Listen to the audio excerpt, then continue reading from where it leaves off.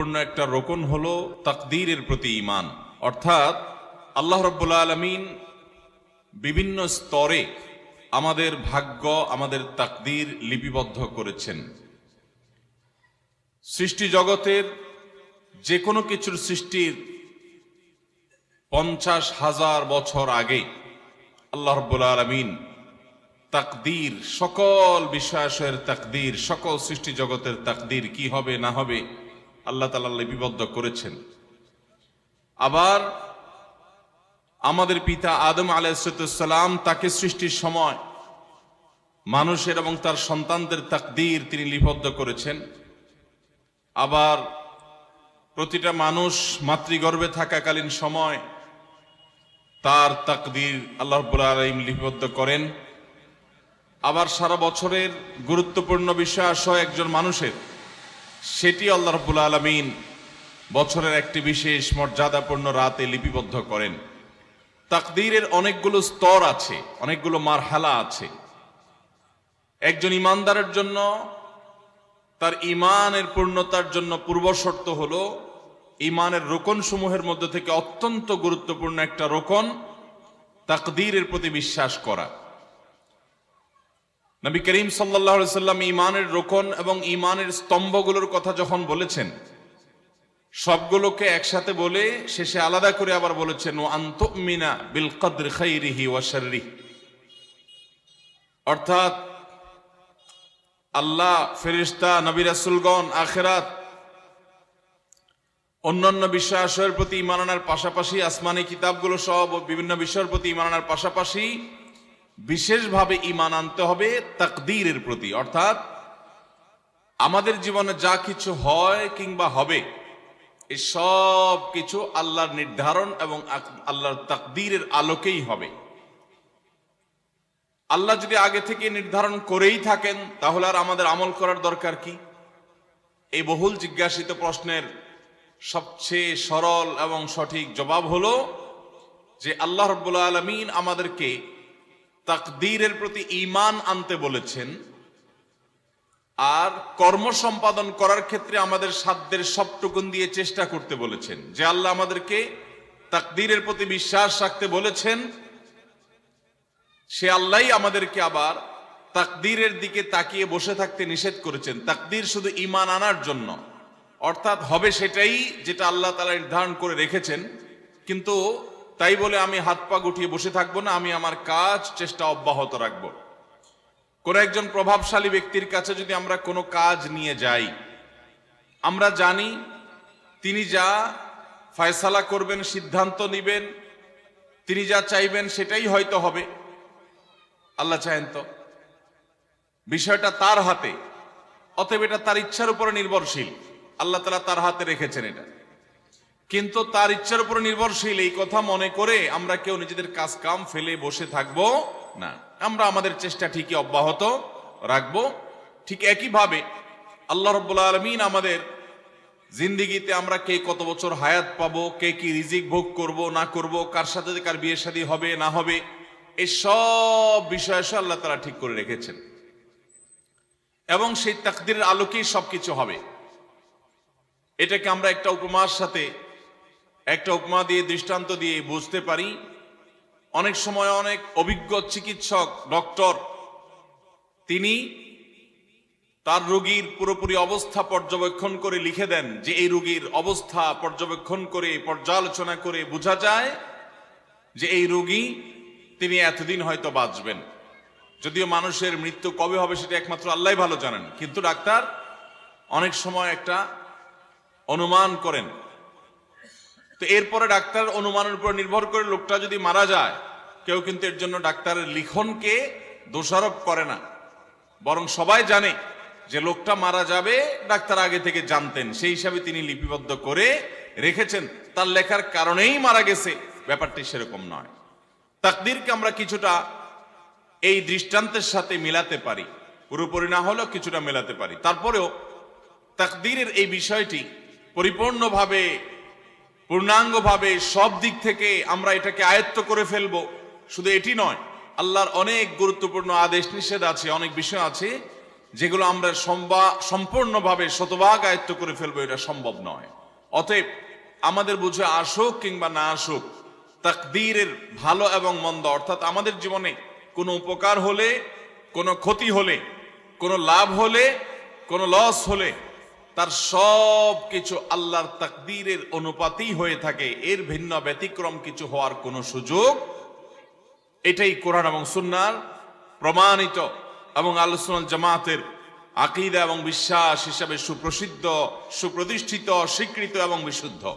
আল্লাহ তাআলা আমাদের সবাইকে তাকদীরের উপর ঈমান আনার তৌফিক দান করুন। মুহতারাম হাজরিন, আল্লাহ রাব্বুল আলামিন আমাদের জন্য যে তাকদীর প্রতি বছর লিপিবদ্ধ করেন, সেটা কোন রাতে হয়? আমাদের ভাগ্য নির্ধারণ হয় কোন রাতে? শবে কদর বলছে এলাকার মানুষ, সারা দেশের মানুষ তো জানে শবে বরাত। আমাদের ভাগ্য নির্ধারণ হয় শবে বরাতে না শবে কদরে? মাশাআল্লাহ, এলাকার মানুষটা সঠিকটা জানেন, বোঝা গেল। সারা দেশের মানুষ তো জানে ভাগ্য নির্ধারণ হয় শবে বরাতে। ভাইরা আমার, কোরআনে হাকিমে সূরা দুখানের 3 এবং 4 নম্বর আয়াত যদি আপনি দেখেন, আল্লাহ রাব্বুল আলামিন ইরশাদ করেছেন, ইন্না আনজালনাহু ফি লাইলাতিন মুবারাকাহ ইন্না কুন্না মুনজিলিন ফিহা ইউফরাকু কুল্লু আমরিন হাকিম। আল্লাহ বলেছেন, আমি নিশ্চয় কোরআনকে নাজিল করেছি, অবতীর্ণ করেছি একটি বরকতময় রাতে। কোন রাতে বরকত নাজিল করেছেন আল্লাহ তাআলা? বরকতময় রাতে কোরআন নাজিল করেছেন আল্লাহ বলেছেন। আর এই বরকতময় রাতটা কোন রাত? যে রাতে কোরআন নাজিল হয়েছিল শবে কদর। কোন সন্দেহ আছে? কারণ কোরআনের আরেক আয়াত বলছে, ইন্না আনজালনাহু ফি লাইলাতিল কদর, আমি কোরআনকে নাজিল করেছি যে রাতে, সেটা হলো লাইলাতুল কদরে। তাহলে লাইলাতুল কদরে আল্লাহ কোরআন নাজিল করেছেন। আর সূরা দুখানে বলেছেন, আমি একটি বরকতময় রাতে কোরআন নাজিল করেছি। তাহলে এখানে বরকতময় রাত বলতে যে লাইলাতুল কদরকে বোঝানো হয়েছে, সেটা দিনের আলোর মতো পরিষ্কার, ঠিক কিনা বলেন?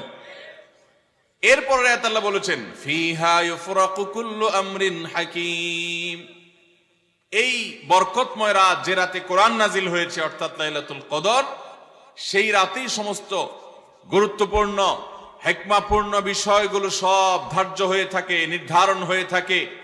এই আয়াতের আলোকে বোঝা যায় মানুষের ভাগ্য সারা বছরের যেটি লিপিবদ্ধ হওয়ার কথা, সারা বছরের যে বাজেট হওয়ার কথা, সেটা হয়ে থাকে লাইলাতুল কদরে, শবে কদরে। মধ্য শাবানের রাত, এ রাতে আল্লাহ তাআলা মানুষকে সাধারণ ক্ষমা ঘোষণা করেন। যাদের মনে হিংসা নাই, যাদের মনে মানুষের প্রতি বিদ্বেষ শত্রুতা নাই, এবং যারা শিরকে লিপ্ত না, এই মানুষগুলো ছাড়া বাকি মানুষগুলোকে মধ্য শাবানের রাত, যেটাকে আমরা শবে বরাত বলি, হাদিসের ভাষ্য শবে বরাত নয়, হাদিসের ভাষ্য হলো লাইলাতুন নিসফি মিন শাবান, সেই রাতে আল্লাহ রাব্বুল আলামিন বান্দাকে সাধারণ ক্ষমা ঘোষণা করেন। এটা একটা ভিন্ন বিষয়, কিন্তু বছরের সবচেয়ে শ্রেষ্ঠ রাত হলো লাইলাতুল কদর, যেই রাতে আল্লাহ তাআলা বান্দার ভাগ্য ঠিক করেন। এই রাতে যে ভাগ্য আল্লাহ নির্ধারণ করে থাকেন, সেই নির্ধারণটা যেন আমাদের অনুকূলে হয়, সেই নির্ধারণটা যেন আমাদের জন্য কল্যাণকর হয়। আল্লাহ যেন আমাদের ভাগ্যে ভালো কিছু লেখেন, খারাপ কিছু যেন না লেখেন। আল্লাহ যেন তাকদীরে আমাদেরকে ভালো কিছু দেন, মন্দ কিছু থেকে বাঁচিয়ে রাখেন। সেজন্য আমরা সবাই কামনা করি কি করি না?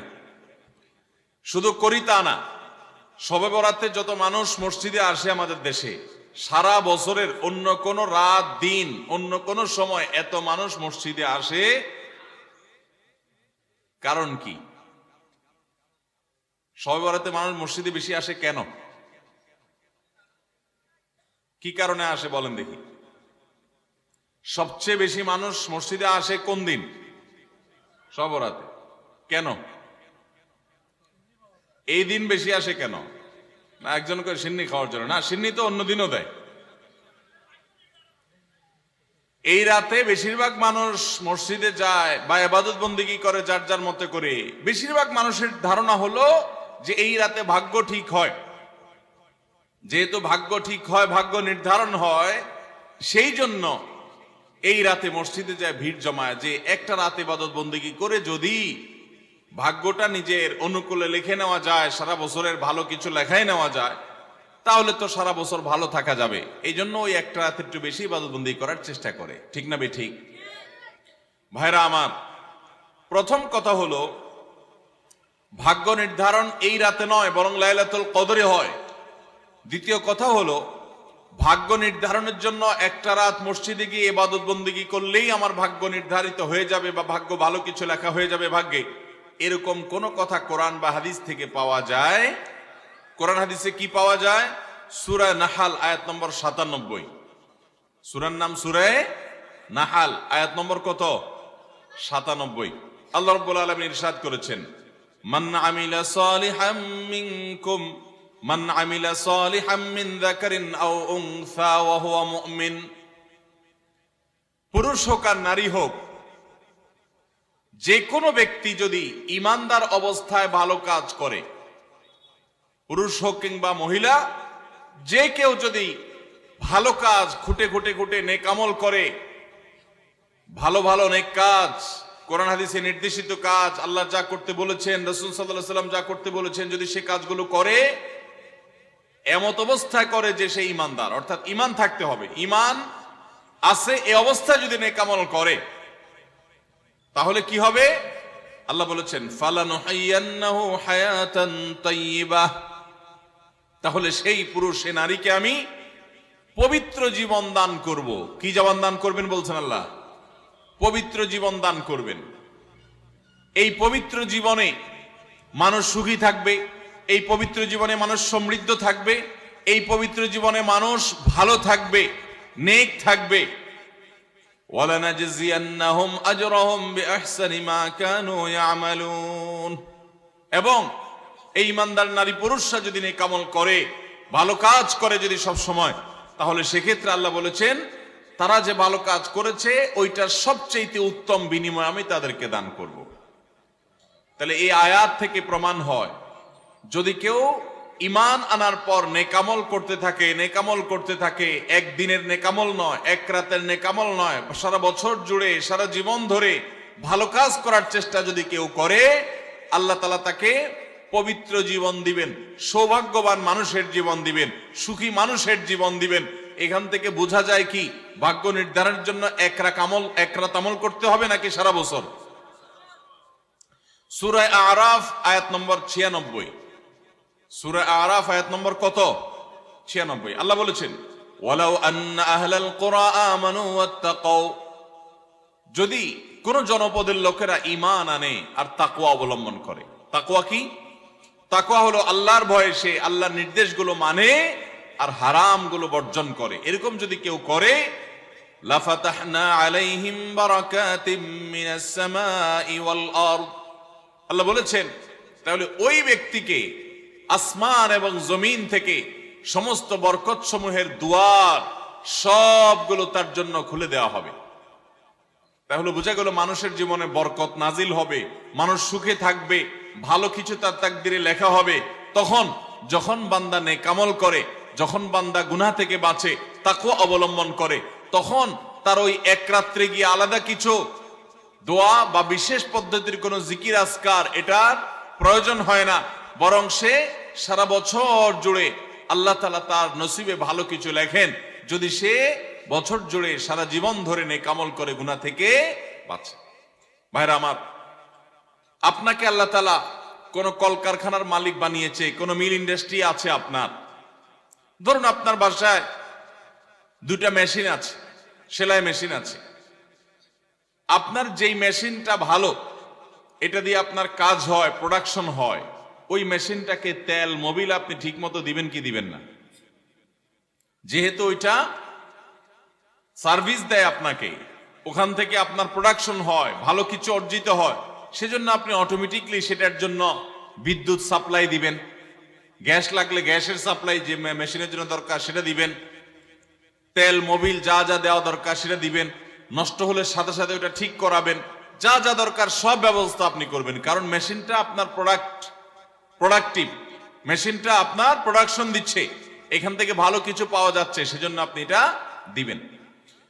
আরেকটা মেশিন যদি হয় যে মেশিন থেকে আপনার কোনো সার্ভিস আপনি পান না, প্রোডাকশন দেয় না, মেশিনটা নষ্ট হয়ে অকেজো হয়ে পড়ে আছে, তাহলে ওই মেশিনে কি আপনি বিদ্যুৎ সাপ্লাই দিবেন?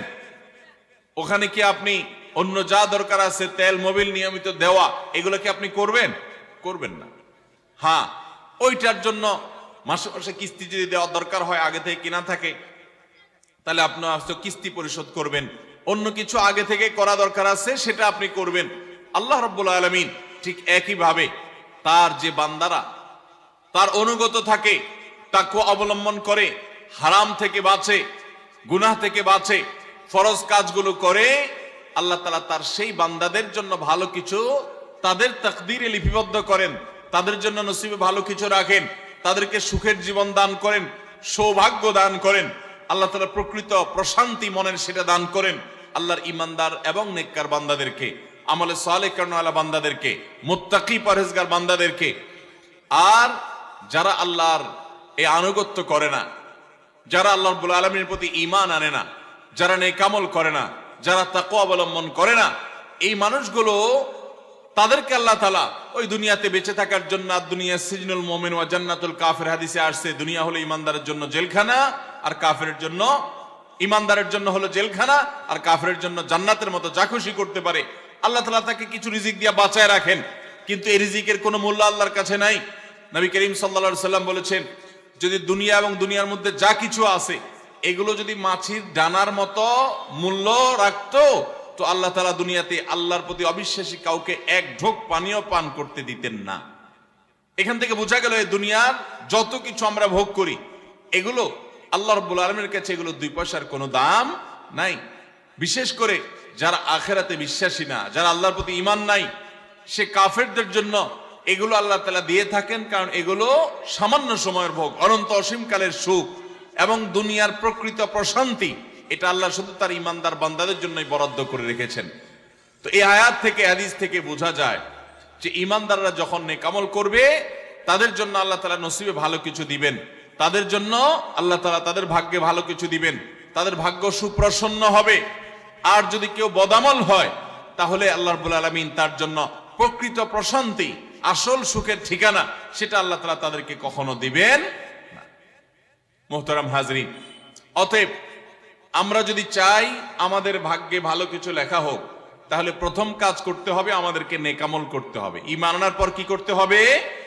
নেক আমল করতে হবে। আল্লাহ আমাদের সবাইকে সে তৌফিক দান করুন। ঈমান আনার পর ভালো কাজ করতে হবে, নেক আমল করতে হবে। আমরা যদি ঈমান আনার পর নেক আমল করি, ভালো কাজে লিপ্ত হই, তাকওয়া চর্চা করি, তাহলে আল্লাহ রাব্বুল আলামিন আমাদের ভাগ্যে ভালো কিছু রাখবেন। এই ব্যাপারে একজন ঈমানদারের ঈমান মজবুত থাকতে হবে। আরেকটা উপমা নেই আমরা, সামনে বাচ্চারা প্রচুর হইচই করছে, আশেপাশে হইচই করছে, আপনাদের কোনো ভলান্টিয়ার আছে? এই যে বাচ্চারা, বাবারা তোমরা একটু চুপচাপ থাকবা, হ্যাঁ? আশেপাশে যারা আছেন তাদেরকে একটু থামান, কথা বলা যাচ্ছে না তো, আশেপাশে অনেক আওয়াজ হচ্ছে। জি ভাই, আরেকটা উপমা নেই আমরা। ধরুন একজন জনপ্রতিনিধি, ওনার যারা প্রচার প্রচারণা করে, ওনার পক্ষে যারা মানুষের কাছ থেকে ভোট কালেকশন করে, সংগ্রহ করে, এই জনপ্রতিনিধির কাছে যদি কোনো রিলিফের মাল আসে, সরকারি চাল ডাল ইত্যাদি এসব যদি আসে, তিনি তার এলাকার মানুষদেরকে, ভোটারদেরকে, জনগণ তাদেরকে তিনি, যারা অভাবী, যারা এটার হকদার, তাদেরকে দিবেন, এটা তার দায়িত্ব, কর্তব্য থাকে। যদি তার কোনো আগে থেকে তার দলের কোনো কর্মী থাকে, নির্বাচনের সময় তার অনুগত কোনো মানুষ থাকে যে তার পক্ষে কাজ করছে অনেক বেশি, তো এই লোকটার যদি রিলিফের দরকার হয়, সে কি ওই চেয়ারম্যান সাহেবের কাছে আর জনপ্রতিনিধির কাছে ধর্ণা দিয়ে আলাদা পিছনে আপনার লাইন ধরে ঘুরতে হবে? তার অটোমেটিক তাকে দেয়া হবে, কারণ সে আগে থেকেই তার লোক। অতএব অন্য 10 জন যদি পায়, এই লোক বরং তারও আগে পাবে।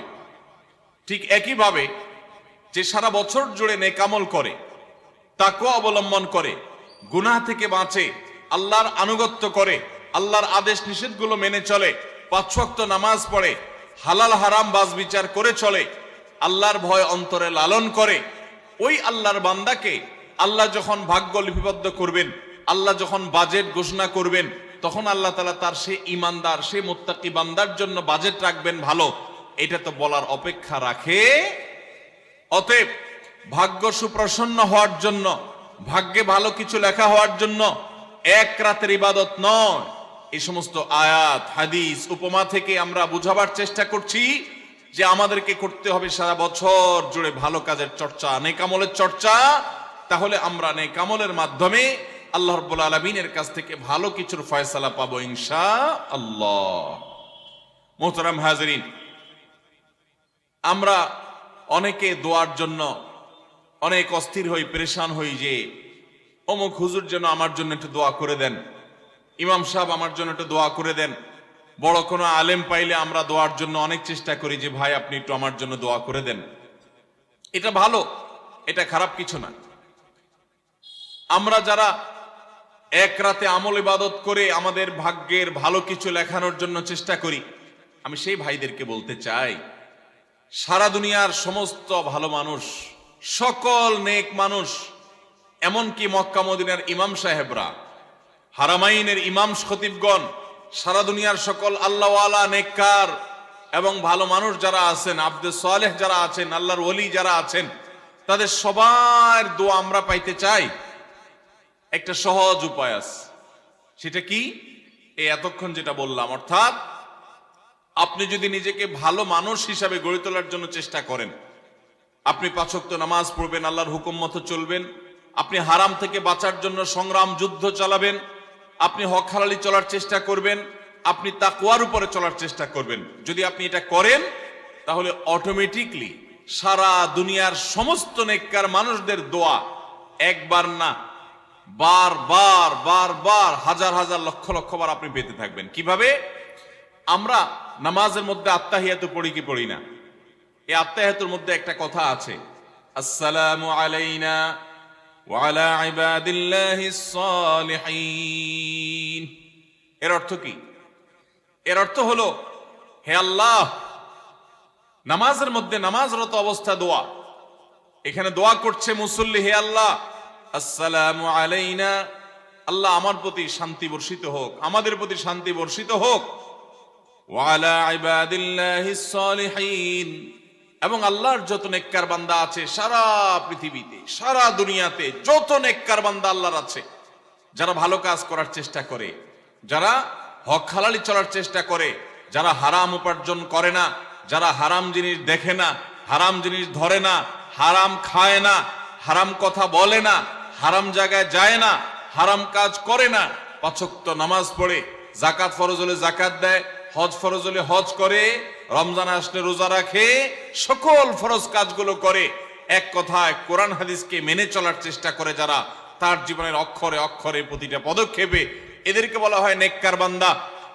নামাজে আত্তাহিয়াতে প্রত্যেকটা মুসল্লি সারা পৃথিবীর সমস্ত প্রান্ত থেকে আল্লাহর কাছে দোয়া করে, আসসালামু আলাইনা ওয়া আলা ইবাদিল্লাহিস সালিহিন, আল্লাহ আমাদের প্রতি তো শান্তি বর্ষিত করবেনই, সেই সাথে আপনার নেককার বান্দা যারা আছেন, যা সারা দুনিয়াতে, এই সকল নেককার বান্দাদের প্রতি আপনি শান্তি বর্ষিত করেন। এই দোয়া প্রত্যেকটা মানুষ নামাজের মধ্যে করে কি করে না? তাহলে আপনি যদি নিজেকে নেককার বান্দা হিসাবে শামিল করতে পারেন, আপনি যদি নিজেকে আল্লাহর হুকুম এবং আল্লাহর আনুগত্য কর্ণওয়ালা মানুষ হিসাবে গড়ে তুলতে পারেন, তাহলে অটোমেটিকলি আপনি সারা দুনিয়ার সমস্ত নেককার মানুষদের দোয়া পেয়ে যাবেন। আল্লাহ আমাদের সবাইকে সে তৌফিক দান করুন। ভাইরা আমার, নেককারদের জন্য অটোমেটিকলি দোয়া হয়। শুধুমাত্র আল্লাহর নেককার বান্দা মানুষরা না, ফেরেশতারা দোয়া করে। আল্লাহর সকল নেককার মানুষদের দোয়া আমরা অটোমেটিক পাবো। তাহলে আমাদের ভাগ্যে যেন ভালো কিছু লেখা হয়, তার জন্য আমাদের যে আমলটা করতে হবে তা হলো আমলে সালেহ। সারা বছর জুড়ে, সারা জীবন জুড়ে আমাদেরকে খুঁটে খুঁটে খুঁটে কোনটা কোনটা ভালো কাজ সেগুলো করার চেষ্টা করতে হবে, কোনটা কোনটা খারাপ কাজ, গুনাহের কাজ, সেগুলো থেকে বাঁচার চেষ্টা করতে হবে। তাহলে আমাদের ভাগ্যে ভালো কিছু লেখা হবে ইনশাআল্লাহ। তাহলে এইটা একটা আমল পেয়ে গেলাম, যেটার মাধ্যমে আমাদের ভাগ্যে ভালো কিছু লেখা হবে। আমলটা হলো কি? সারা বছর জুড়ে, সারা জীবন জুড়ে আমাদেরকে খুঁটে খুঁটে আল্লাহর হুকুম কোনটা সেটা মানতে হবে, আল্লাহ কোনটা নিষেধ করেছেন সেটা থেকে বেঁচে থাকতে হবে। এই কাজ যদি অব্যাহত রাখি, আমাদের নসিবে ভালো কিছু এমনিই হবে ইনশাআল্লাহ। 2, সহিহ বুখারীর একটি হাদিস থেকে আমরা আমাদের নসিবে ভালো কিছু আল্লাহ তাআলা লিপিবদ্ধ করবেন এরকম একটি আমলের কথা আমরা জানি। সকল সাধারণ নেক আমলের মধ্যে সেটা শামিল আছে, এটাকে আলাদা করে নবী সাল্লাল্লাহু আলাইহি সাল্লাম বলেছেন। সেটা কি? তিনি বলেছেন, মান সাররাহু আন ইউবসাতা লাহু ফি রিজকিহি আও ইউনসা লাহু ফি আথারিহি ফালইয়াসিল রাহিমাহ। মান সাররাহা লাহু আন ইউবসাতা লাহু ফি রিজকিহি আও ইউনসা লাহু ফি আথারিহি, যে ব্যক্তি চায় তার রিজিককে প্রশস্ত করে দেওয়া হোক, তার রিজিকে বারাকা দেওয়া হোক এবং তার হায়াত বৃদ্ধি করে দেওয়া হোক, এটা যে চায়, ফালইয়াসিল রাহিমা, সে যেন তার রক্ত সম্পর্কীয় আত্মীয়দের সাথে সুসম্পর্ক বজায় রাখে, সে যেন তার রক্ত সম্পর্কীয় আত্মীয়দের সাথে সম্পর্ক সবসময় জুড়ে রাখে, সম্পর্ক যেন ভালো রাখে, তাদের সাথে সম্পর্ক যেন ছিন্ন না করে। তাহলে সেক্ষেত্রে তার হায়াত এবং তার রিজিকের মধ্যে বরকত দেয়া হবে, কল্যাণ দেয়া হবে, লিপিবদ্ধ করা হবে, এই ফয়সালা তার জন্য করা হবে। এই হাদিস থেকে বোঝা যায় যে আমাদের হায়াত, আমাদের রিজিকের মধ্যে বরকত হবে, কল্যাণ হবে, ভাগ্যে নসিবে ভালো কিছু আল্লাহ তাআলা দিবেন যদি আমরা রক্ত সম্পর্কীয় আত্মীয়দের সাথে সুসম্পর্ক বজায় রাখি।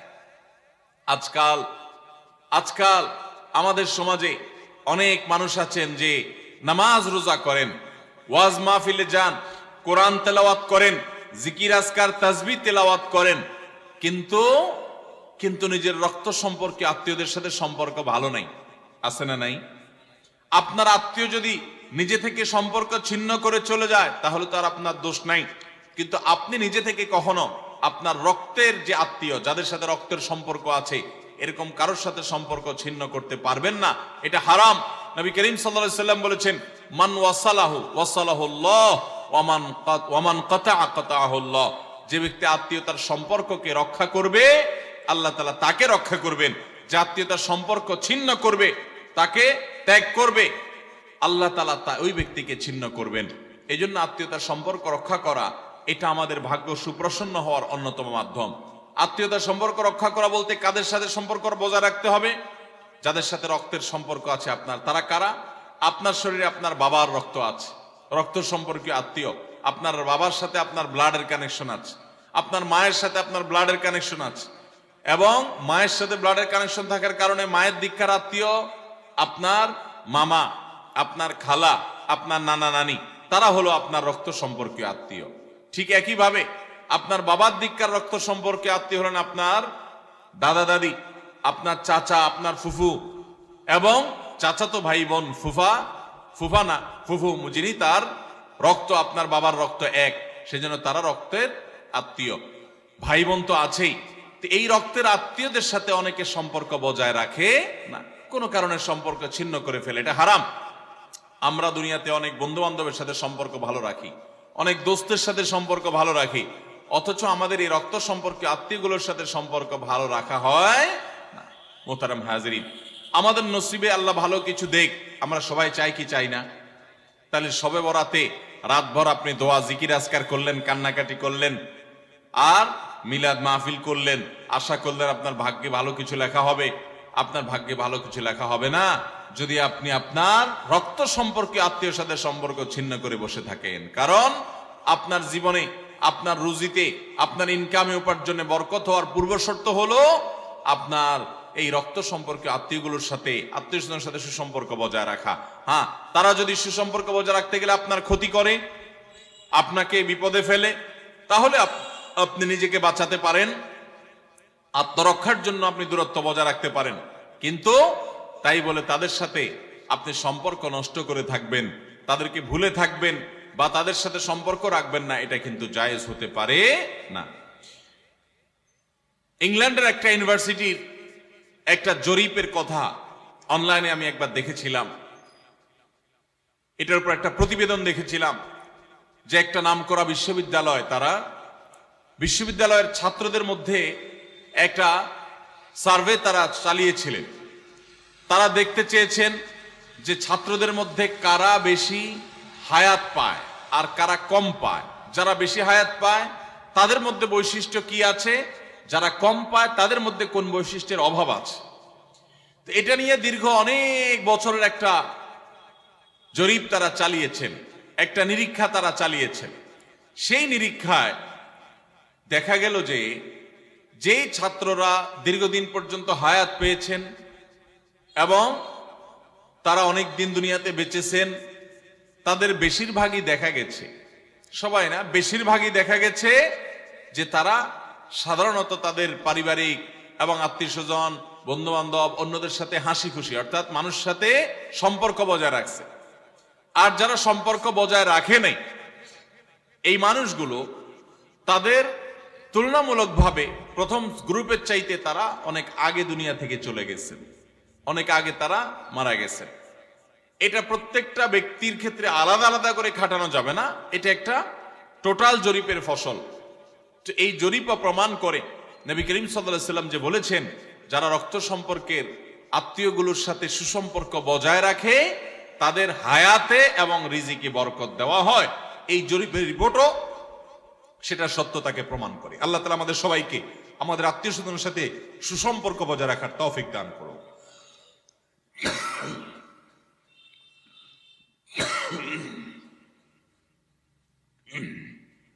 তাহলে আমাদের ভাগ্যে যেন ভালো কিছু লেখা হয়, ভাগ্য যেন সুপ্রসন্ন হয়, সেজন্য আমরা দ্বিতীয় আমলও পেয়ে গেলাম। নাম্বার 3, বান্দার ভাগ্য এবং নসিবে ভালো কিছু যেন হয়। মন্দ কোনো কিছু যদি আল্লাহ না করুন কারণ নসিবে লেখা থাকে, সেটা যেন দূর হয়, সেটা যেন তার ক্ষতি না করে, এবং আল্লাহ রাব্বুল আলামিন যেন সেই ফয়সালা বান্দার উপরে কার্যকর না করেন। সেজন্য তৃতীয় আমল হলো দোয়া। কারণ এই মর্মে মুস্তাদরাকে হাকিমের একটি দোয়া আছে, হাদিস আছে, যে হাদিসে নবী সাল্লাল্লাহু আলাইহি ওয়াসাল্লাম বলেছেন, লা ইয়ারুদ্দু তাকদীর ইল্লা দুআ। তিরমিজিতে একই হাদিস আসছে, ভাষ্য ভিন্ন, লা ইয়ারুদ্দুল কাদা ইল্লা আদ-দুআ। বান্দার তাকদীর, বান্দার ভাগ্য, এটা কোনো কিছু পরিবর্তন করতে পারে না। অন্য এক হাদিসে আসছে, আল্লাহ যা ফয়সালা করেন সেটা আর পরিবর্তন করেন না। তবে এই হাদিস থেকে একটা এক্সেপশন পাওয়া যায়, সেটা হলো যদি কেউ আল্লাহ তাআলার কাছে কায়মনোবাক্যে দোয়া করতে পারে, দোয়ার হক আদায় করে যদি দোয়া করতে পারে, তাহলে এই দোয়া আল্লাহ রাব্বুল আলামিনের তাকদীরকে পর্যন্ত তার জন্য পরিবর্তন করে দেওয়া হয় দোয়ার মাধ্যমে। আল্লাহ তাআলা আমাদেরকে সবাইকে সেভাবে দোয়া করার তৌফিক দান করুন। আমরা চেষ্টা করব তো ইনশাআল্লাহ। তাহলে তৃতীয় আমল আমরা পেয়ে গেলাম, সেটা হলো দোয়া। আল্লাহ তাআলার কাছে যদি কেউ চোখের পানি ফেলে দোয়া করে, আল্লাহ আপনি আমার নসিবে যদি খারাপ কিছু লেখাও থাকে সেটা থেকে আপনি আমাকে উদ্ধার করেন। যদি কেউ দোয়ার হক আদায় করে দোয়া করতে পারে, দোয়া কবুলের জায়গাগুলোতে দোয়া করতে পারে, যথাযথভাবে দোয়া করতে পারে, দোয়ার শর্ত পূরণ করে দোয়া করতে পারে, কায়মনোবাক্যে দোয়া করতে পারে, চোখের পানি ফেলে দোয়া করতে পারে, দোয়া এত বড় অস্ত্র, দোয়া এত বড় মাধ্যম, দোয়া এত বড় একটা উপায় যে এটা দিয়ে আল্লাহর লিখন, আল্লাহর তাকদীর, এটা আল্লাহর কাছ থেকে পরিবর্তন করিয়ে আনা যায় এই দোয়ার মাধ্যমে। অথচ এই দোয়াও আমরা বেশি মানুষ করতে পারি না। আমরা হুজুরদের দিকে চায় থাকি যে হুজুরদের সাথে আমরা শুধু আমিন আমিন বলবো, নিজেরা আল্লাহর কাছে দোয়া করবো এটা আমরা জানি না। অথচ আল্লাহ বলেছেন, উদউনি আস্তাজিব লাকুম, তোমরা আমার কাছে দোয়া করো, আমি তোমাদের দোয়া কবুল করব। অতএব ভাইরা আমার, আমরা আল্লাহ রাব্বুল আলামিনের কাছে আমাদের ভাগ্যে যেন ভালো কিছু লেখা হয়, সেজন্য আল্লাহর কাছে বেশি বেশি করে দোয়া করব। এবং আমাদের তাকদীরে যদি কোনো ক্ষতিকর কিছু থাকে তো সেটা যেন আমাদের ক্ষতি না করে আল্লাহ রাব্বুল আলামিন যেন আমাদের প্রতি রহম করেন, এই মর্মে আমরা যদি দোয়া করি তো দোয়ার মাধ্যমে আল্লাহ তাআলা তাকদীরও পরিবর্তন করে। অবশ্য তাকদীরের মধ্যে দুইটা প্রকার আছে, একটা তাকদীরে মুবরাম আর একটা তাকদীরে গায়রে মুবরাম। তাকদীরে গায়রে মুবরাম যেটা, সেটা তাকদীর দোয়ার মাধ্যমে ফয়সালা আল্লাহ পরিবর্তন করেন। মুবরাম যেটা পরিবর্তন করেন না, অর্থাৎ যেটা চূড়ান্ত করেছেন আল্লাহ তাআলা আগে থেকে, সেটা পরিবর্তন করেন না। তবে বান্দার হায়াতের ক্ষেত্রে কোন কোন হাদিস থেকে জানা যায় আল্লাহ রাব্বুল আলামিন কোন নেক আমলের ফলে দোয়ার মাধ্যমে আল্লাহ রাব্বুল আলামিন অনেক সময় সেটাতে পরিবর্তন করেন এবং সেটাতে বারাকা দান করেন। অতএব আমাদেরকে তাকদীর, ভাগ্য যেন সুপ্রসন্ন হয়, আমাদের নসিব যেন ভালো হয়, আল্লাহ যেন ভালো কিছু দান করেন, সেই জন্য শবে বরাতে রাত ভরে ইবাদত বন্দিগি, এই জন্য নয়, বরং আমাদের ভাগ্যে ভালো কিছু হওয়ার জন্য বছর জুড়ে আমাদেরকে নেক আমল করতে হবে। এক রাত ইবাদত বন্দি করলেন, সারা বছর কোন নফল নামাজ, ফরজ নামাজ, অন্যান্য ফরজ কাজ করলেন না, আর আপনি আশা করলেন যে আল্লাহ আপনার জন্য ভাগ্যে ভালো কিছু লিখে দিবে, এটা সঠিক নয়। আর ভাগ্যের নির্ধারণটা মূলত লাইলাতুল কদর, এটি বোঝা যায় সূরা দুখান থেকে, অন্যান্য সূরা থেকে। অতএব আমাদের সবাইকে আমাদের ভাগ্যে ভালো কিছু লেখার জন্য বেশি বেশি আমাদের 5 ওয়াক্ত ফরজ নামাজ সহ আল্লাহর সমস্ত ফরজ বিধানগুলো মেনে চলতে হবে, হারাম এবং গুনাহের কাজগুলো থেকে বেঁচে চলতে হবে, এবং সেই সাথে আমাদের সবাইকে বেশি বেশি করে, বিশেষ করে নেককারদের কাতারে শামিল হতে হবে। আমি যত বেশি নেককার হতে পারবো, ওই যে নামাজে আত্মেহাতের মধ্যে নেককারদের দোয়া পাবো, আমার প্রতি শান্তি আল্লাহর এমনি বর্ষিত হবে। এবং দ্বিতীয় আমল হলো বেশি বেশি করে আত্মীয় স্বজন, রক্ত সম্পর্কীয় যারা, তাদের সাথে বিশেষভাবে সুসম্পর্ক বজায় রাখতে হবে। সম্পর্ক নষ্ট করা যাবে না, সম্পর্ক ছিন্ন করা যাবে না। এবং তৃতীয় আমল হলো বেশি বেশি দোয়া করতে হবে। এই তিনও আমল যখন আমরা একযোগে চালাবো, একদিক থেকে সাধারণ সব নেক আমল করব, বিশেষভাবে আমি আত্মীয় স্বজনের সাথে সম্পর্ক বজায় রাখার চেষ্টা করব, এবং আল্লাহর কাছে দোয়ার আমলটা বেশি বেশি করব, বরকত নাজিল হওয়ার মতো কাজগুলো বেশি বেশি করব, ইনশাআল্লাহ আল্লাহ রাব্বুল আলামিন আমার নসিবে ভালো কিছু দিবেন এবং মন্দ কিছু থেকে আমাকে বাঁচাবেন। নবী করিম সাল্লাল্লাহু আলাইহি সাল্লাম আল্লাহর কাছে দোয়া শিক্ষা দিয়েছেন, আল্লাহুম্মা ইন্নী আউযু বিকা মিন দারকিল বালা, আল্লাহুম্মা ইন্নী আউযু বিকা মিন সুইল কাদা। আল্লাহ, আপনার কাছে আমার ভাগ্যের ক্ষতি থেকে আমি আপনার কাছে পানা চাই। অর্থাৎ আমার তাকদীরে, কাজার মধ্যে যদি কোনো ক্ষতিকর কিছু আপনি লিখে থাকেন, তাহলে সেই সুউল কাজা, এটা থেকে আমি আপনার কাছে পানা চাই। অতএব এই মর্মে আল্লাহর কাছে যত বেশি আমরা দোয়া করব, আল্লাহ রাব্বুল আলামিন আমাদেরকে তত বেশি হেফাজত করবেন। আল্লাহ তাআলা আমাদের নসিবে দুনিয়া এবং আখিরাতে, ইহকালে এবং পরকালে ভালো কিছু লেখেন, আমাদের নসিবে যেন ভালো কিছু হয়, সেই তৌফিক আল্লাহ তাআলা আমাদেরকে দান করেন। আমরা সবাই আমলগুলো করব তো ইনশাআল্লাহ। আল্লাহ আমাকে আপনাকে আমাদের সবাইকে আমলের তৌফিক দান করুন। জাযাকুমুল্লাহু খায়রা ওয়া আখিরু দাওয়ানা আনিল হামদুলিল্লাহি রাব্বিল আলামিন।